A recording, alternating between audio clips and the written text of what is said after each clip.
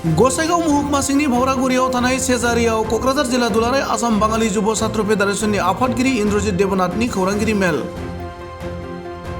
खौरांगिरि मेलनि गेजेरजों आथिखालनि बिटिआर सोरखारा फेलें जानायनि अजद इन्द्रजित देबनाथनि।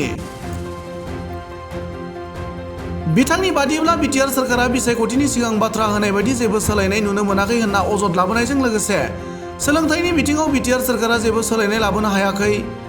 बिटिआर ओनसोलाव फोरोंगिरिनि आंखाल थानायनि थाखायनो गोबां फरायसाफोरा मोजां सोलोंथाइ मोननांगौनिफ्राय जानगाराव थानांगौ जादों। थांनाय 30 एप्रिलाव 6 शेड्युल स्पेसियेल टेट आनजाद खुंनानै 15 जुनाव बेनि रिजाल्टखौ फोसावनायनि 3 दान बारलांब्लाबो टेट उथ्रिसारनाय बिजाथिफोरनो फोरमान बिलाइ होनो हायाखै। बिटिआर सोरखारा सोलोंथाइनि मुङाव भावथिनासो खालामदों होनना बुङो आरो टेट उथ्रिसारनो हानाय बिजाथिफोरनो थाबैनो फोरमान बिलाइ होनायजों लोगोसे आगुआवनो टेट उथ्रिसारनानै थानाय बिजाथिफोरखौ लाफानानै बिटिआर हालामनि फरायसालिफोराव फोरोंगिरि थिसननानै फोरोंगिरिनि आंखालखौ फोजोबनानै फरायसाफोरनो मोजां सोलोंथाइ होनो खावलायो।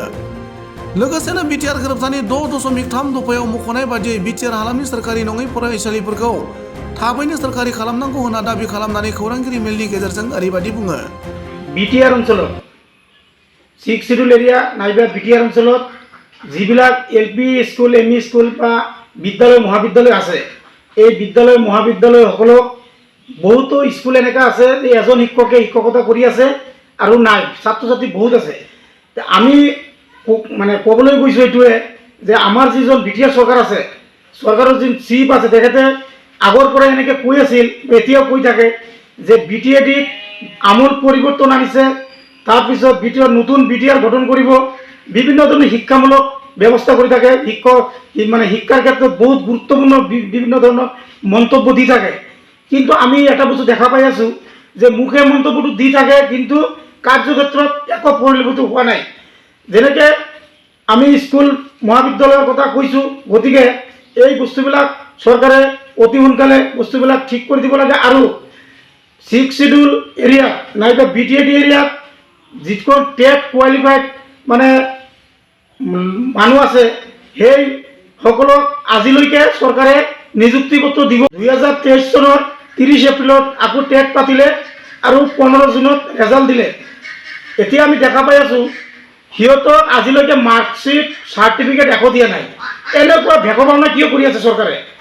চৰকাৰক আমি এইটোৱে ক'ব বিচাৰিছোঁ এনেকুৱা শিক্ষাৰ ক্ষেত্ৰত ভেকভাওনা নকৰি এই টেট কোৱালিফাইড যিমান ল'ৰা ছোৱালী আছে সকলোকে ইমাৰ্জেঞ্চি খুব তাড়াতাড়ি মানে নিযুক্তি পত্ৰ দিব লাগে।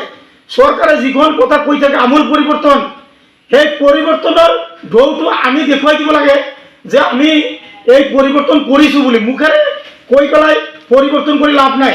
আৰু লগতে আমি ক'ব বিচাৰিছোঁ এইটোৱে যে বিটিআৰ চুক্তিমতে 6.3 লিখা আছে, সন্নিৱিষ্ট কৰা আছে যে বিদ্যালয় মহাবিদ্যালয়বিলাক বিটিএডি এৰিয়াত যিমান আছে সকলোকে মানে পাৰ্টিচিপেশ্যন কৰিব বুলি কৈছে।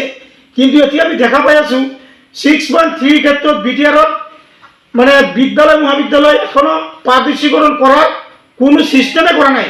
আৰু আমি এনেকৈ শুনা পাই আছোঁ যে বড়ো মাধ্যমৰ বিদ্যালয়বিলাক পাৰ্টিচিপেশ্যন কৰিবলৈ সিহঁতে এটা যোজা চলাইছে।